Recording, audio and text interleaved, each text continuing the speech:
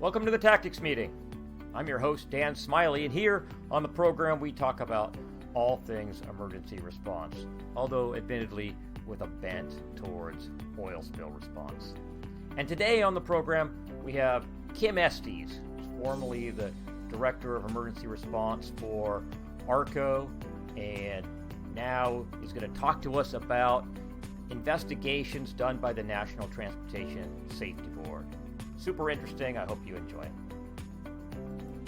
Kim Estes, graduate of California Maritime Academy, chief engineer, Emmy Award-winning actor, NTSB investigator. Welcome to the program. It is so nice to be here, Dan. Thank you very much. We go way back. We go way back, and I think full disclosure, I had the opportunity to work with you and got a chance to gaze at your brilliance back then. So that's full disclosure. I wanted to let the crowd know that I like you. That's important. So it's different when you have somebody who is neutral, but I like you, so it's a good thing. It is a good thing. I learned a lot from you, all the drills we did together with Nicole Franks at NJ Resources, your compadres from the ARCO days, Suzanne Lagoni and Barry McFarland.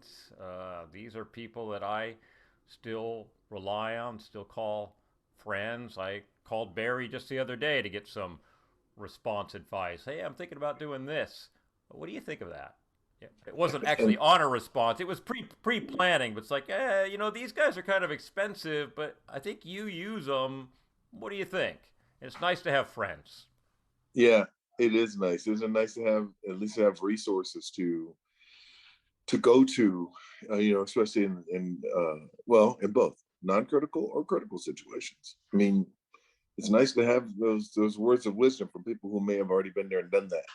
And that's how we survive. I mean, that's how we live, is not being afraid to use the resources at your disposal, unencumbered or encumbered, either way. But just to be able to, in this world today, you're able to get that advice from somebody around the world, and because we can network with them and have them on the phone or the computer and be able to pick their brains in a large manner or a small manner. So it's a good thing. Right. So yeah, Barry, and capturing this stuff in this podcast format, I had Elliot Taylor from Polaris talking about the environmental unit and dispersant approval in Washington, and then I went straight into our worst case tabletop where I was the incident commander, and I used every single thing that I learned from him in that drill. I felt really well teed up. Mm-hmm. It is it's amazing. I think our world is kind of small, but big at the same time. I think that response world, that world of knowledge, those people who you've run into who are good people who don't fold under pressure, and people who you can rely on 24 hours a day, 7 days a week, at least to give you the information you need in the background. Yep, that's great. So today we're going to talk about what happens kind of after the oil spill happens, the investigation. I guess it happens concurrently, but the investigation into cause. But before we start that, let's talk a little bit about who you are and how you got into oil spill response. Suzanne and Barry, they all talk about Kim Estes, ARCO Marine Incident Commander, and back in the day. How did you get into this biz? Well, I stumbled into this. So everybody, they don't know, but you said chief engineer, but I sailed for almost 14 years in the ARCO fleet. And I started as a third assistant engineer and then worked as chief engineer. And then after that time period, I came ashore and managed fleet engineering and maintenance and voyage repairs for the ARCO fleet. So instead of being chief on one ship, I now have 10, 11, 12 ships, whatever the fleet was. And so I was responsible 24 hours a day, 7 days a week for that repair group while the ship was doing their voyage. Not so much shipyard but could be utilized in shipyard. So past that point, right past that point, I got involved in the government relations. And then I was involved in the emergency response group. I went up to attend a drill in I think it was Valdez. Our lead person at the time was I can't remember who that is, but anyway, our lead person got sick at the drill. I had to step in and be incident commander, and our drill at that time, we had gotten so far in the hole, I don't think we made it out in time. But the next, we had to go back up and finish. We got all our stuff done. So I became incident commander then. So that was 92, 93, somewhere around there. And then I brought in Tiffany Rao, who brought in Nicole Alessi then. Nicole Alessi staff was Frank's now. And she became our drill planner advisor. And then from that point on, we became almost flawless in ARCO emergency guidance and incident support. So we were already known to be, since we had the biggest liability, our 10 ships, we were known to be a group that could respond. Everybody's bag was packed. Everybody had an idea. We drill and train 2 or 3 times a year, and we could respond and go anywhere. It was like everybody else's go team. And we're like a well-oiled machine with a variety of people from around the company filling in various spots, but they were all trained in about 2 or 3 deep. So you evolve that to, that's how I met Suzanne Lagoni, because she was doing what she could do to guide me in the area of being the person in charge. And when you're the incident commander, you can answer all the questions, and how you answer those questions are very important. What's your relationship with the Coast Guard, what's your relationship with the state, and any of the local areas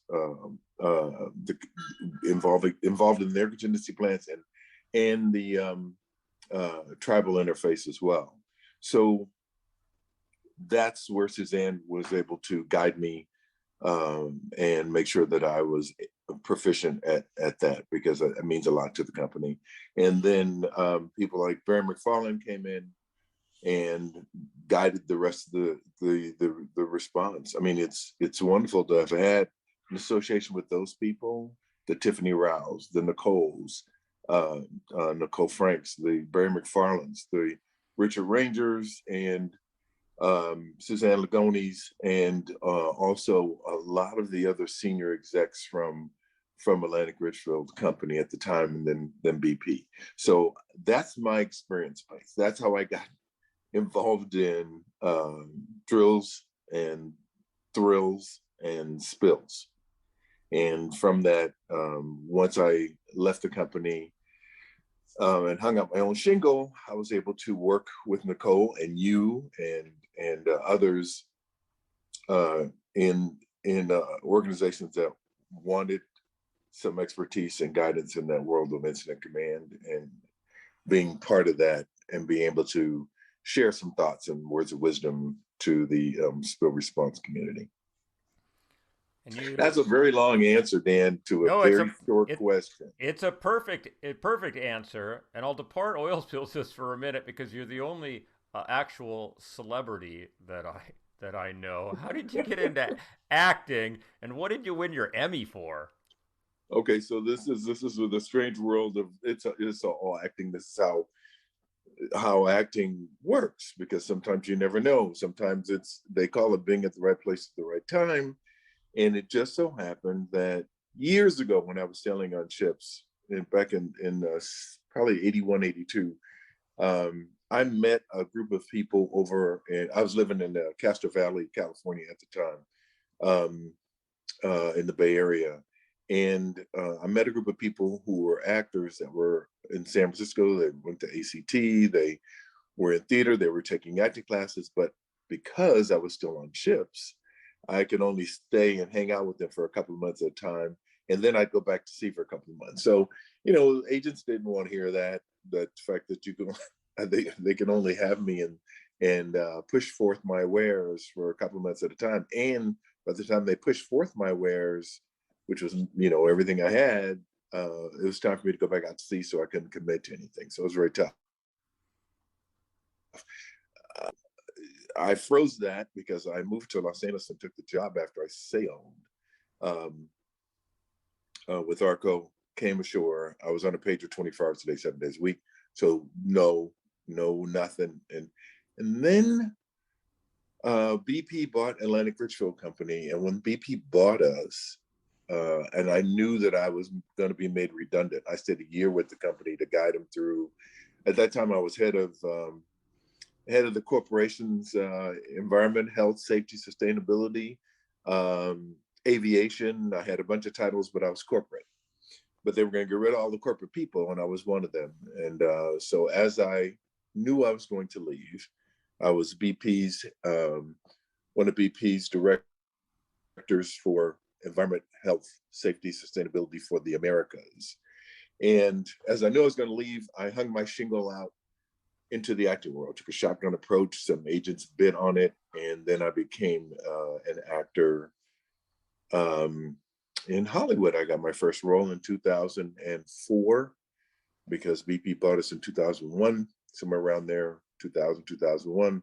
Got my first role in the show called Commander in Chief with Gina Davis, a very short-lived series. But it was a wonderful series for me since it's you never forget your first. And then from there, I got little bits and pieces, and still today getting, bits and pieces, guest star roles. And a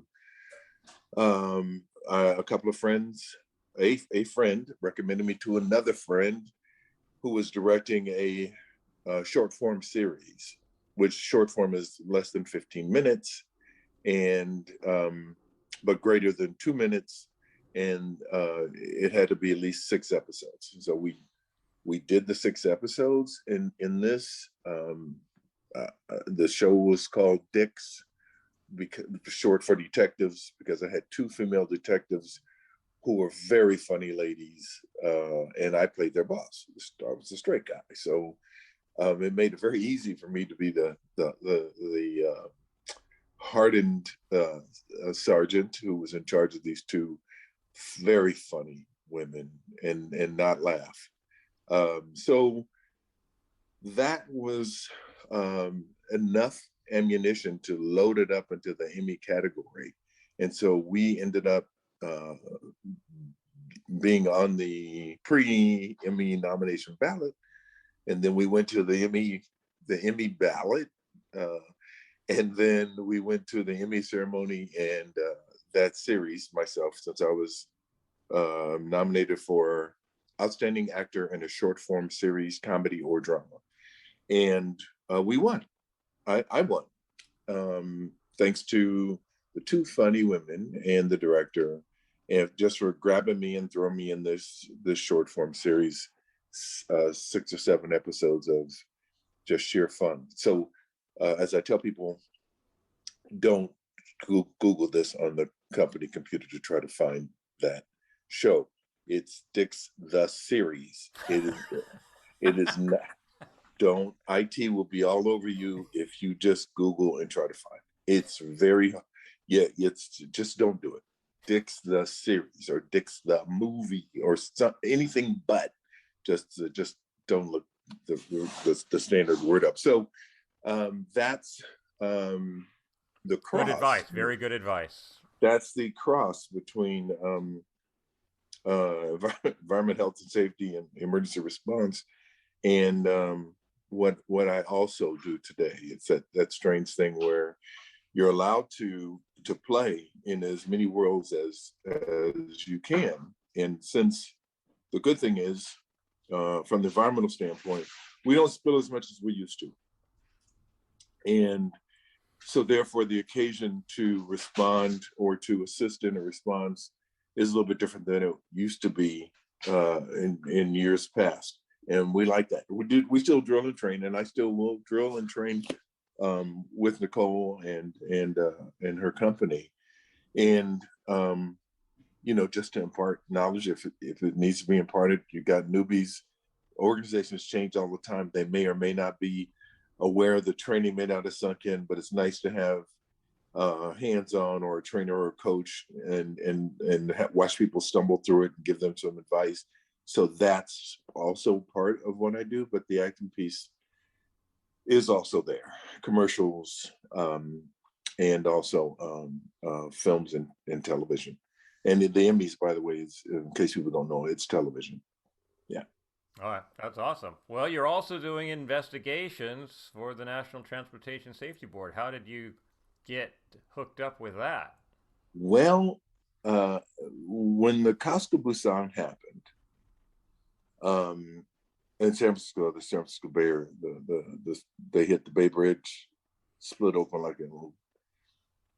like a sardine can on the side of the ship, spilled some oil into the bay, and I was nominated by, I think, the attorneys who were handling the event from the Casco Busan side. So they get to nominate people who are on different committees and working different angles, and some is engineering, but investigations. I was with the NTSB lead on that show, and we interviewed all the major players that had anything to do with that event. And when I say the way they interview is classic, because they go minute by minute by minute, and even break that down into half minutes if they really feel they need to know what button you pressed when and what sequence and where were you exactly and what did you do exactly right after that. They want to know the movements and the detail so that they can piece together all these events that led up to this event, and not only led up to, but what did you do right after, which was part of the investigation of the response. How fast, or how quick, or how or to some degree, how slow did this process evolve? And they just wanted to know by timeline what happened. And that to me was intense. I mean, I was on the investigations, we were asking the questions, but watching people in that environment, when we've got them in a room, there's, I think, 3 or 4 of us, watching people recollect what they did and how they did it, and what second, and who they called, what they wrote down, where were you exactly, and were you on the road, were you in your car, what were you doing? So yeah, that led to working with them, and we went up and interviewed people on 2 different occasions. The first one was a couple of months, and the next one, the stint was a couple of months, and then the next stint was a couple of weeks. But yeah, we did that, and it worked out well. For me, from an educational standpoint, nothing like it. And so even up to this day, my understanding of how all that works with NTSB is valuable, because they don't mess around. They just want to know what happened. And in the words of the NTSB with Casco Busan, and also in another case I'm dealing with currently, which is an active investigation, it's always nice. You call this nice, but if you have an event where people don't die, it's a bonus, because you get a chance to talk to everyone. Whereas when they're coming upon a plane crash where there may not be any survivors, they have to piece together everything themselves without talking to a soul. And so there's a light side of investigations, and there's a heavy side. And the heavy side is really trying to figure out in your head and talking to yourself, and trying to figure out why things happen the way things happened. Why did this go bump in the night? And fortunately, in both these cases, or the one I'm working on now and the ones in the past, we've been able to talk to everybody, but and walk through a methodology of timeframes. So you say that the education involved in witnessing this investigation was valuable. What can you tell me as an oil spill response incident commander? You know, the ship's hit the bridge. The ship's coming out of Oakland. It fails to turn in time. Hits the Bay Bridge. Right. This is the pilot. This is the captain.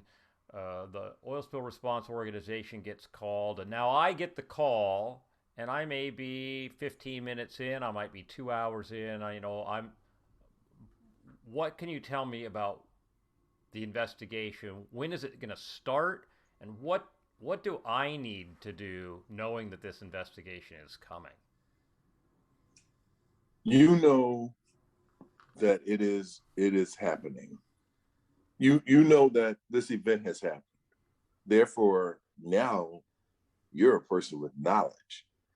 And they're going to want to know what it is you're doing at that moment you got the call.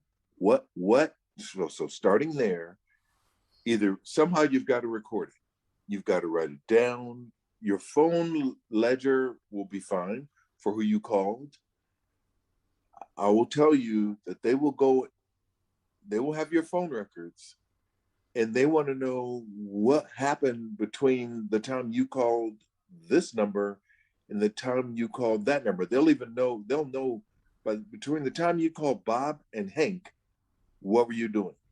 Even if it's something as simplistic as going to the scene, of driving while you're on the phone or off the phone, calling whom? Who else did you call? Was there any other means of communication that's not on this phone record? Were you using walkie-talkies? Was there anything that you were communicating to anyone else during this period of time? I mean, it's that fine of a point. So my advice is to somehow, whether it's digitally in your iTalk through your iPhone or any of those other apps, get a record, keep a record, and keep talking into the machine to make sure you have back traced everything you've done since the time you now became knowledgeable.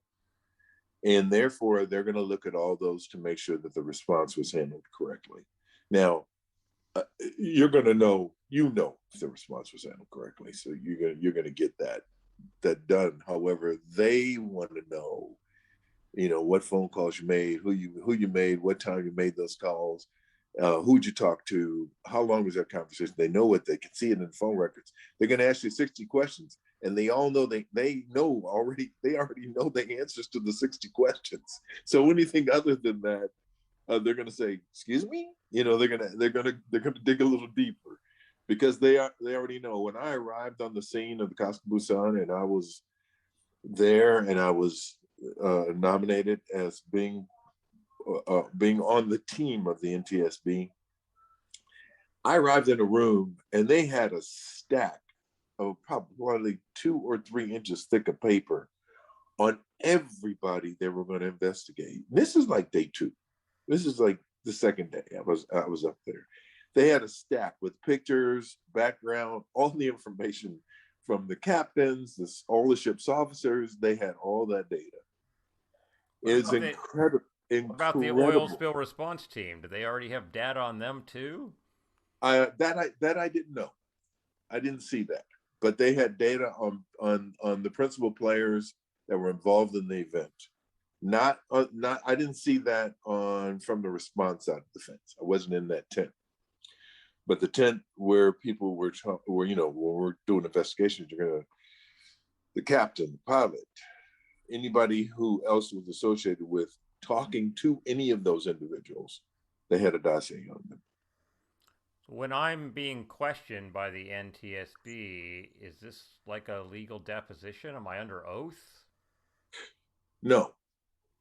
I saw no one giving any oaths. It's not an oath. But, Dan, if it comes to the point of what it is you did, they probably already know the answer to the question. And they just want to hear it from you in case there's other things that are additional. Meaning they know who you called. They got your phone records already. They know the time frame. They don't know what it is you wrote down. And if you wrote down stuff, that's awesome. But they don't know certain things, and they're filling in gaps, and those gaps will tell the story of how effective. Not so much. I don't think they're the gauge of effect of response effectiveness. They're not the gauge that it was handled according to the way we say it's supposed to be handled. Who's supposed to call who and what time? And that's mostly. And was that right? Did all the protocols fit? Just the stuff we wrote down? Oh, we missed a step. Okay, so who is supposed to call blah blah? Okay, so that was covered by somebody else. All those things will funnel down into the report and say, okay, so this was done, this was done, this was done. They'll say by whom, by whom, by whom, and that's what they want to know. Were there any gaps? Was there something somebody did to not handle this in a textbook manner? So what happens when they find things that were not done correctly? It's written in the report. And the reports, they don't do the report right away. It's up in Washington somewhere. They'll refine it. We went back, like I said, we filled to make sure that we had the information that we needed.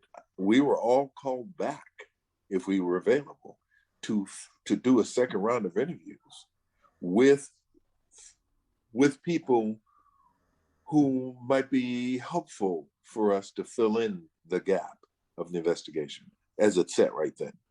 So just to clarify, it was a clarifying round, basically, another filtering round of information.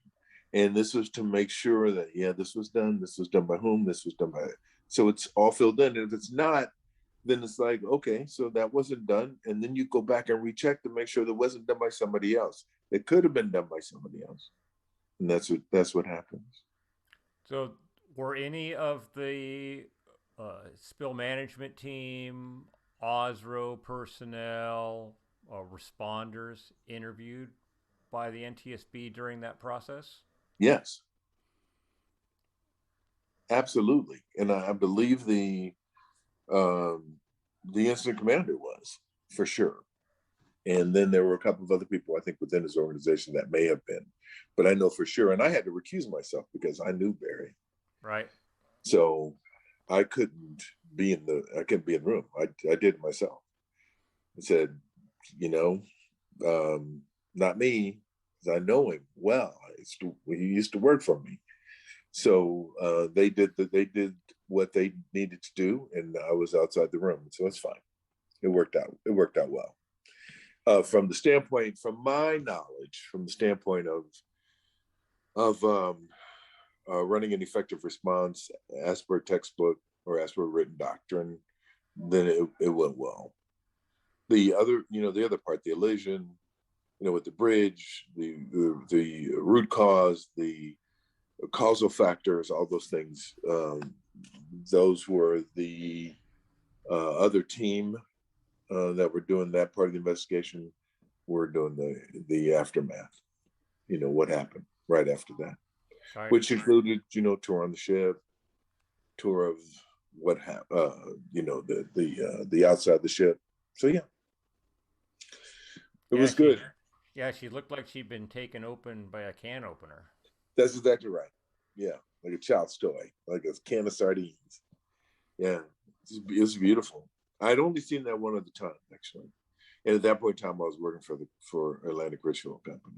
They didn't hit that bridge, but they hit, I think, the Calcanis Bridge, and did the same thing up there. But they were in ballast, so there was no oil.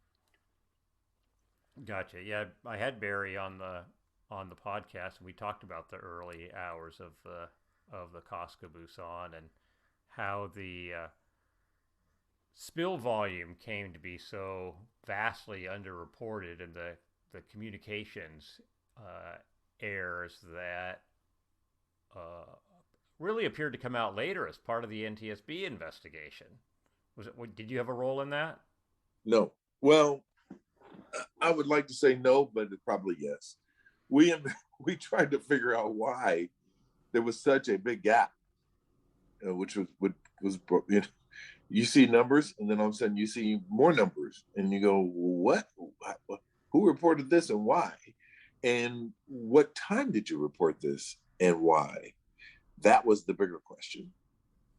How much you knew when you knew it, and what is the reason you used for not coming forward with information sooner to help the cause, not to really, this is not anything, there's no trade secrets here. It's no intercompany secrets either, but for some reason or another, somebody decided to hold on to some numbers and until either they got superior approval or for whatever reason. And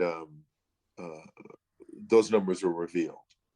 So it worked out well. It worked out reporting wise well. So Well, and they over responded as is always our plan, right? So they weren't yes, the response wasn't caught flat-footed. They just didn't have good numbers in the beginning, but right, I don't think it would have made any difference to the amount of resources that were mobilized at the time. right. And I always believe that since we do respond with a lot more than what they need, that's the benefit of of of the response agencies, to the extreme benefit, to bring all the horses out of the barn and then take them back if you don't need them. It takes a while before these reports come out. Just today, the report for the Golden Ray capsizing and sinking came out just a hair over 2 years after the incident actually took place. I haven't actually read more than the executive summary, but I'm looking forward to going through that. Uh, is that typical? 2 years? Yes, it is. It's 2 years. I think the Costco Busan was 2 years or maybe more. I wasn't sure, but I think it was. It's quite a bit of. I mean, they had a lot of data to look at. I mean, they had a lot of things going on. It wasn't just the response. It's now you're going into, you know, why did the ship leave the dock? What conditions did the ship leave the dock? Weather, personnel, had everybody had the rest hours, and then had everybody had the drug test. And it's like, that's a lot of data. That's a lot of stuff when you start talking about digging into the investigation. And that's what they do. And that's what they're supposed to do. But in this case with the Golden Ray, I read a summary as well. And it just draws a light to in my spare time, in the time I have, some of it, I donate some time to Matson, the shipping company, and I do some internal audits for them. And before the external people get there, like ABS or DMVGL, so they do the certification. But all I do is I'm the external set of eyes that gives the ship a once over and exposes things that I see could be issues coming up. And so one of the things that are particular, ships have to have cargo max done. The program, a program has to be run at least once every 6 months.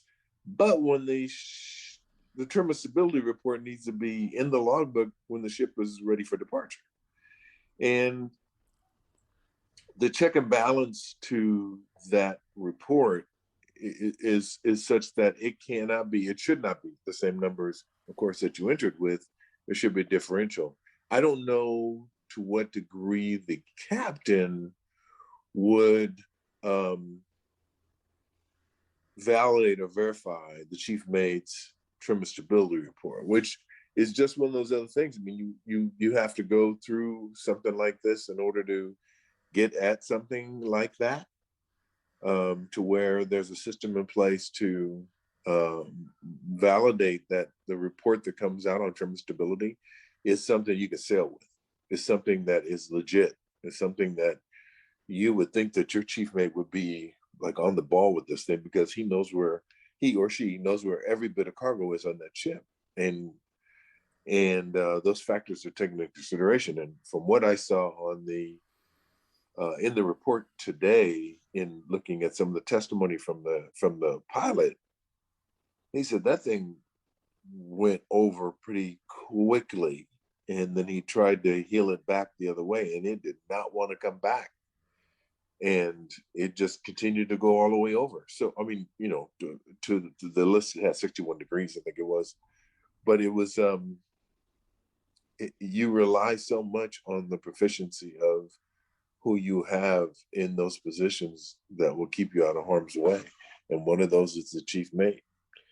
And if he's got that wrong, red flag should be going off all over the ship, because it definitely affects your sailing. That's one thing. And the other thing, which none of the master ships have, they have some degree. I've seen them on some ships where they have passage doors, especially that lead to the outside or to the atmosphere. Those doors must be closed before sailing, and they have to ensure that those doors are closed. And there's a panel up on the bridge on some ships, not on, like I said, I haven't seen them on master ships, but you want to ensure that that door leading to the atmosphere or to the sea is closed before you take off. Well, So shouldn't I that think, shouldn't that be logged by the officer of the watch?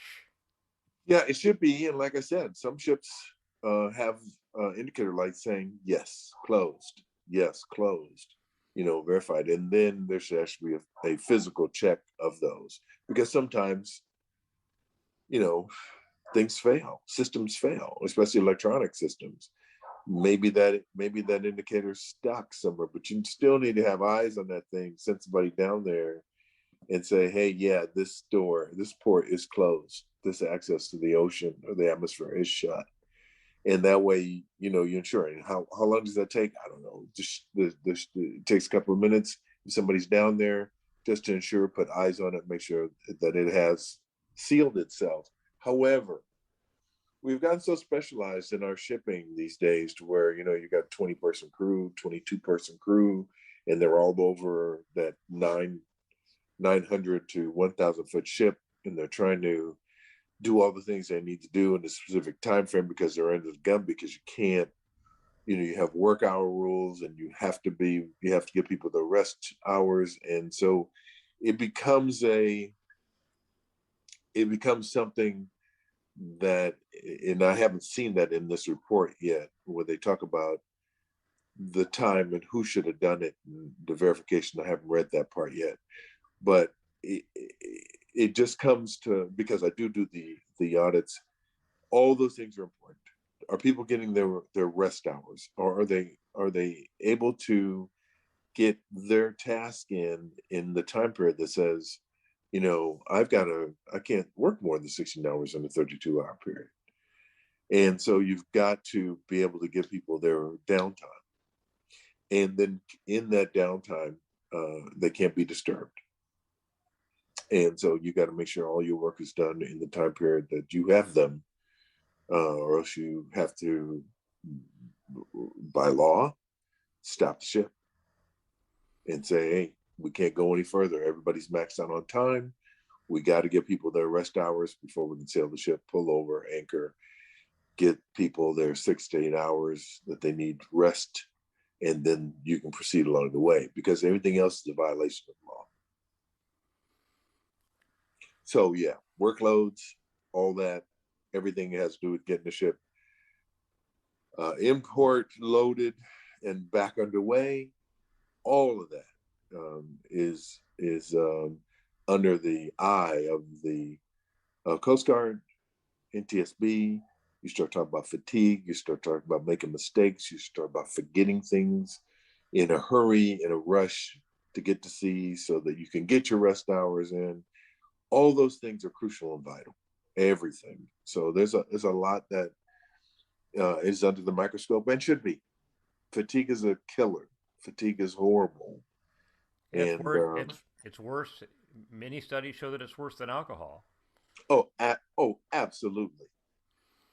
Trust me, this is in the 70s, and I know it went on long before I got there, in the shipping world, where You didn't need to have a hangover to run into a pipe because you've only had 2 3 hours of downtime, and hurt yourself or be working and just bad things happen. It's just it is a killer. It is something where the body just it's bad. I mean, but this is what we used to do before the XM Valdez, before open 90 work hours. And somebody said fatigue, and very well could be, and probably was, and you hate to say it, but some of the rulings or the in the investigations for the Coast Guard and the NTSB still is. Well, we Still saw is. this with towing accidents, right? There was a whole Yeah. rash a decade or 15 years ago of tugs hitting bridges, and these tugs have really small crews. Generally, when they're doing inland towing, it's just a captain and a mate that are watchstanders, and they're either Yep. standing 6 and 6 or 12 and 12, and that doesn't count the time that they're mooring and unmooring and working cargo. So it's really easy to find yourself on watch, having been up 18 or 20 hours, and I've got 6 hours of watch ahead of me, and I always thought it was a shame that the Coast Guard's solution to that problem was not change the manning rules so that were 3 watchstanders, so they were going 4 and 8, but to just require more training. I'm sorry, you can train me all day long. I'll take all the courses you want. You can give me all the certificates in the world. If I'm tired, I'm still tired. That's exactly And right. they didn't solve the problem. And, Yeah. and it actually always kind of made me angry. It is definitely a big topic of discussion still. The Coast Guard, ABS, the NVGL, um, they all look at the work hour timesheets. It's all computerized now. Um, most companies, people put in their own hours and they log it into the machine, making sure that if there are violations of the rest hours or the time off hours, then there's a reason or some type of rationale for that. So, and really no excuse, but they will make sure that if there was something they were doing doesn't meet the letter of the law from an emergency standpoint, where that person had to do that. Cargo's not one of those emergency uh, tickets. It's not a pass. Cargo operations are not a pass to violate the work rules, because cargo, it's just, you can't do that. Maintenance and repair is not a pass. If it's in the middle of the ocean, you have a pass, because you need to get that thing done as soon as possible, and there's a reason for that, because you don't want to be floating around out there with no lights and no sound and no energy, no propulsion. So yeah, there's a slight pass for that, but there's still a lot of rationale. You have to really write it and make sure that the NTSB and Coast Guard knows that the reason for this violation, and it's got to be recorded. So not recording it and thinking that's just a pass, start looking at people's overtime sheet and it doesn't match up to the time log. It goes, well, this person said he was down, but he's working 4 hours overtime or 8 hours overtime more than what it's showing on his electronic chart. Oh, they're going to watch and they're going to nail it because they're very good at it.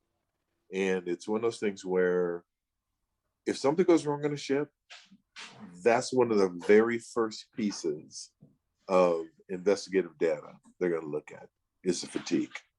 I mean, you got the obvious stuff, and then they're going to look at work hours to make sure that nobody did something while they were fatigued that could have led to this event. So the NTSB is not a law enforcement organization, but they're going to take that report and pass it off to the Department of Justice. Yeah. Right? What did are you aware of any fallout from a legal or prosecution type fallout from Casca Busan? Did anybody go to jail? Well, I don't know. I think there were definitely some reprimands. I don't know to which degree. I can't remember, Dan, to tell you the truth. But yeah, there was some fallout. Because, and I'll put it to, there were, a couple of things. I think they found drugs in the system of the pilot, and there was an unfamiliarity with the radar. Nobody knew how to really work it because it was fairly new. And so the shipboard people didn't know how to work it. And the captain, the pilot may have thought he knew, but because apparently he didn't know, there was an error. And it was foggy. You couldn't see the bow of the ship. So, there's a bunch of things. And it's not that I use that particular case, but I always, in a lecture I give, and I'm going to give, corporate culture and ethics and why things go bump in the night. There are a couple of examples of why people do things people do, and apparently there was no reason that ship had to leave that dock. There was no pressure from anyone. Not the people in charge of the dock space. Pilots didn't have a problem. The company itself apparently had no problem with the ship staying there, but it was a decision that was made on that bridge that we can leave, and we should go now. And you're in fog. Why not wait for the fog to lift? I don't know. I don't know the answer. I don't know the answer to the question or their actual rationale they used, the actual words that were being said. I'm sure they're in a log somewhere. But in great rationale that you use to do those things and make those maneuvers, and then they end up, you end up in that position. You wonder what type of culture was on the ship, and did anybody else have an opinion other than the captain, the pilot? Was the chief mate there, third mate, second mate? Would anybody be able to, did the culture exist so someone would be able to say, hey, Cap, why don't we wait for the fog to lift and then we can get out of here? And there are a couple of cases which I talk about in the presentation about just one person stepping up. If your culture allows that one person to ask the question, raise the hand and go, hey, what about if we, and yeah, everybody knows the captain is God on the ship. But if your culture says, I can ask God a question and God will not chew my head off for giving me an answer. So if you can ask the person in charge the question, and that captain is able to absorb that question, take it in, and then give an explanation as to why it's right or why it could be wrong, that's a whole different culture game. Whole different. That way you've got a team player scenario going on there. You've got the captain, you've got the mates, you've got people who can ask the questions, and being able to caution or hold off on something or do something just a little bit differently, which doesn't do any harm to anyone. So those types of cultures, the company cultures, I love, even though it starts way up at the top. The hierarchy ashore has to be able to say that's okay to do, and to be able to put captains on board ships that are based on true bridge team management, or true engine room team management, or true shipboard team management, to be able to come up with the best decisions. Maybe not to outrun that storm. Maybe let's turn around a little bit. Let's go backwards a little bit, and we'll be okay. The company will be all right with that. They didn't tell you couldn't do it, but you're in charge out here. Don't run into that thing. Turn around and go the other way, or get better information before you charge off. Just the ability for your teams to be able to give you input, to keep you out of harm's way. is those are the best cultures I've seen. And I did the investigation, or we're doing the investigation with Lloyd's Register on the Costa Concordia. Is that ongoing? I mean, that was a No, long time ago. that was a long time ago. But Lloyd's Register asked me to come on board their team and do emergency response, emergency management on for the vessel. We did we ran a bunch of scenarios on there, and we actually interviewed the people ashore and wanted to know their expectation of what the people on the ship would do, and then we interviewed the people on the ship. Was this pre-grounding or post? Post. For the rest of their fleet. To the rest of, that's all Carnival. All right. So it was Holland, Ibero, Costa, Carnival Princess. It was their whole world, where we had teams of players who were asking the questions. 4 or 5 of us at a time. We had people who were just interested in why people do the things they do, from just a thought perspective. It's one of those things where, how does your team function? And we were able to find out what happens, and not so much. And we actually went to Costa as well. So we were able to find out. We sailed on this ship. We took the ship out for a week. We were on a ship for a week. So we got to interview the crew, top down. And then, as we could, randomly pop down to the engine room or to other places to find out how safe people felt. How were they trained? Were they trained well? Were they comfortable with emergency response? We asked passengers, were they comfortable with emergency response? What they have been trained to do, the drills, their training. So, I mean, we did the whole gamut, but it's one of those things where the culture was different, depending on where you were, depending on the ship, depending on the company, what country you were in. We went everywhere. The nationality of the crew. Yeah. Plays a difference. I remember one of a case study that I saw. I think it was in a bridge resource management course years ago, with the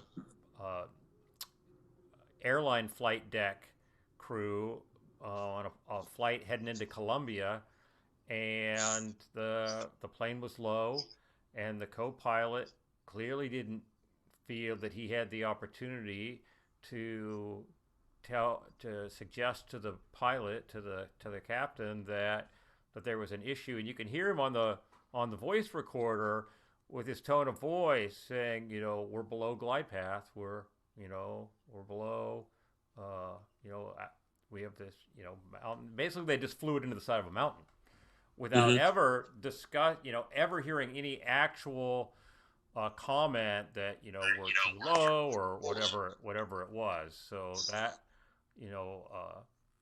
flight deck resource management wasn't really a thing at that time, and that's where bridge resource management has really come out of aviation, right? Yes. Yeah, and it's so important. But I'll tell you, it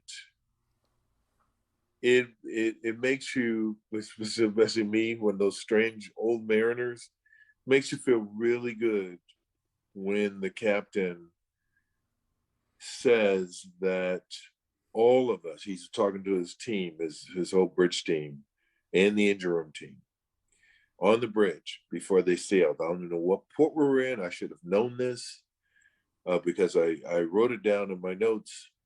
But it's like he tells them in this meeting before they sail that we are all responsible for getting this ship from point A to point B.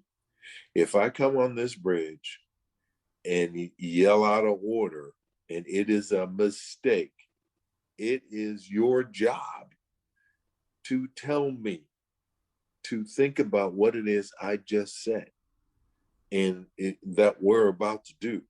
It is your job. It is imperative that you question me and make sure that I've got this right. So nothing makes you feel better than that. Nothing should. And the other side of that is for the captain to make those bridge officers, that crew, feel that they can call him, that they're Yeah. not going to get criticized. I mean, if There's you no fear of reprisal. right, you call the captain at 2 o'clock in the morning, he comes to the bridge, there's nothing really wrong, and he gives you crap for waking him up. I guarantee you that you're not going to call him the next time. And I Yes. remember being a young watch officer sailing to Alaska, and one day I'm sailing up the inside, and I'm coming up on Blackney Passage, and um, we've got a southbound cruise ship at Lizard Point. I'll never forget this.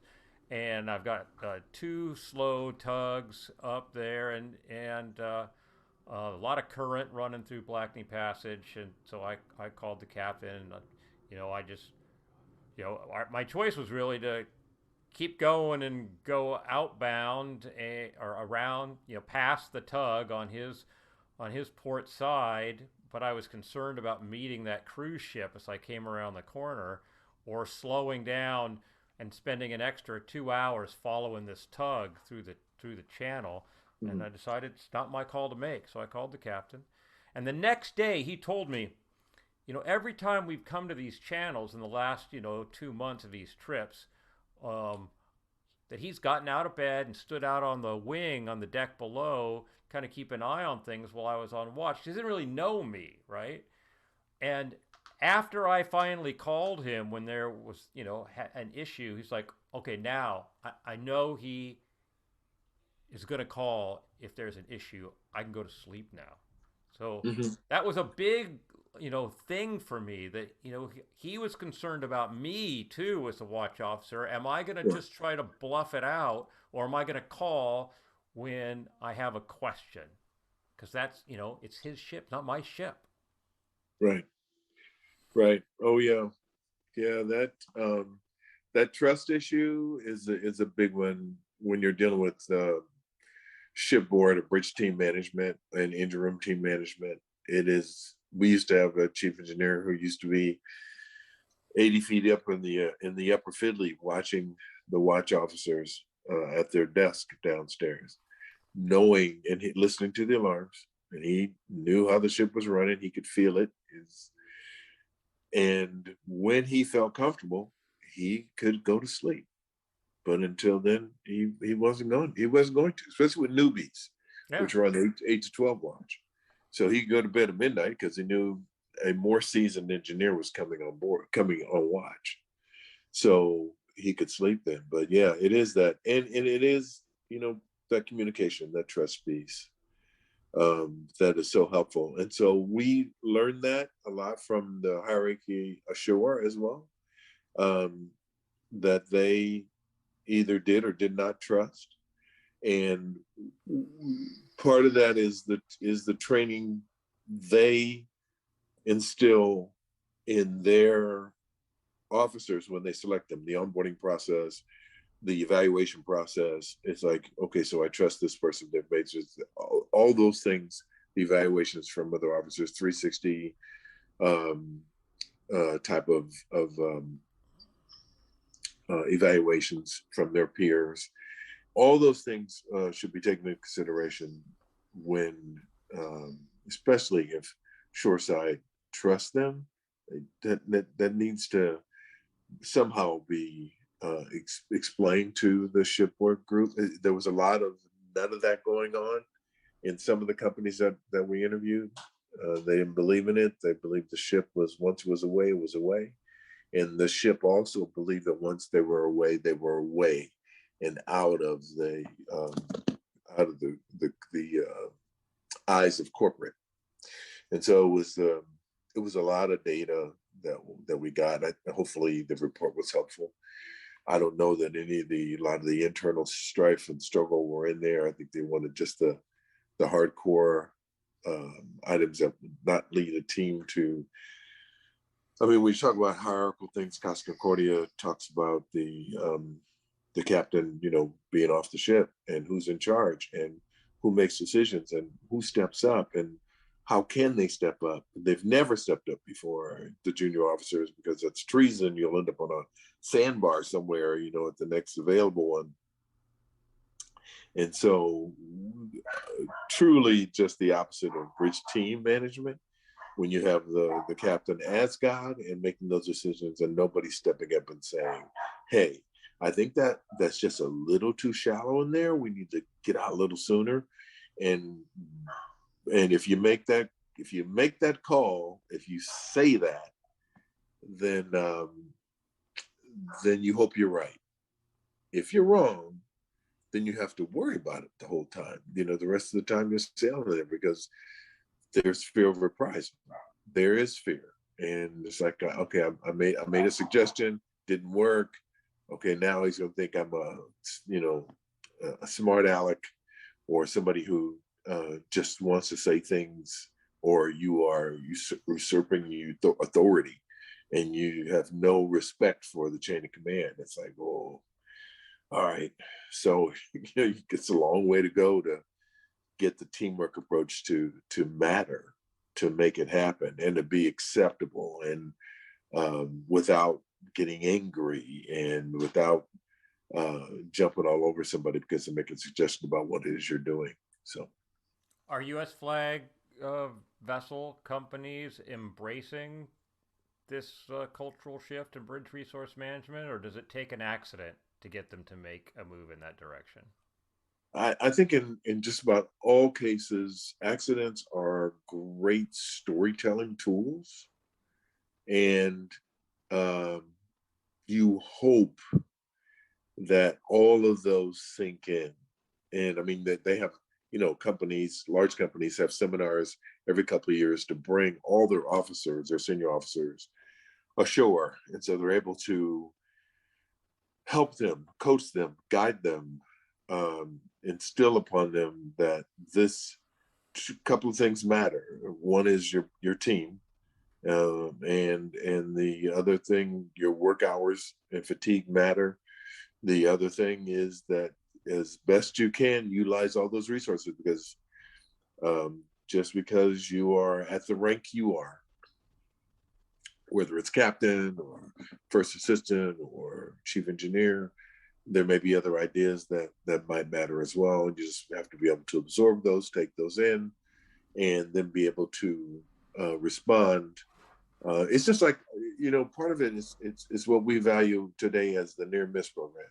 So most companies are handling a near miss program by at least adding 5 or 6 or 7, maybe up to 10 near miss items on the ship, things that could possibly hurt people if not corrected.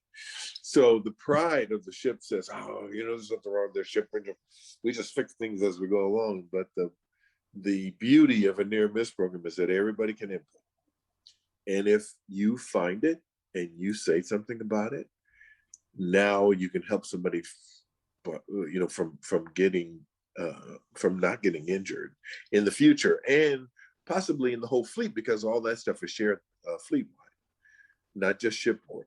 It's shared shipboard, of course, because they talk about in their safety meeting, but they send those ideas also throughout the whole fleet, just to make sure it's not a matter of the same ship has the same class, same ship with the same class have the same issues, because they don't. But I just think that it's important that more tools are utilized, which means more input from the people who are actually doing the job. And then there's some type of reward for that. So, what advice would you give to somebody in the oil spill community? I guess crews on ships as well, if they are facing, or potentially facing, an NTSB investigation? Tell the truth, because they already know the answers, pretty much.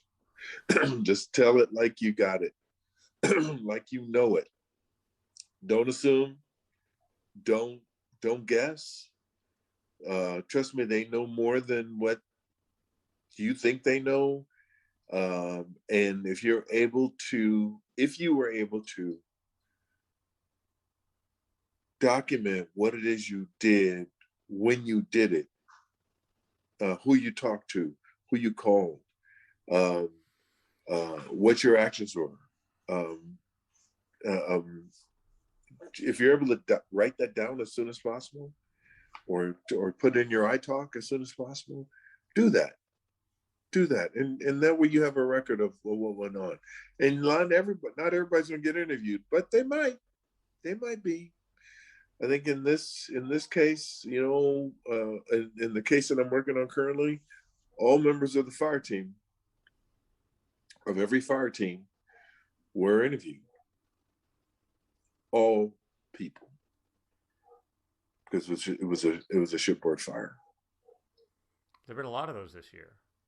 Apparently there have been. And it was like boom, boom, boom. It was like 3 or 4 in a row, which leads one to believe, I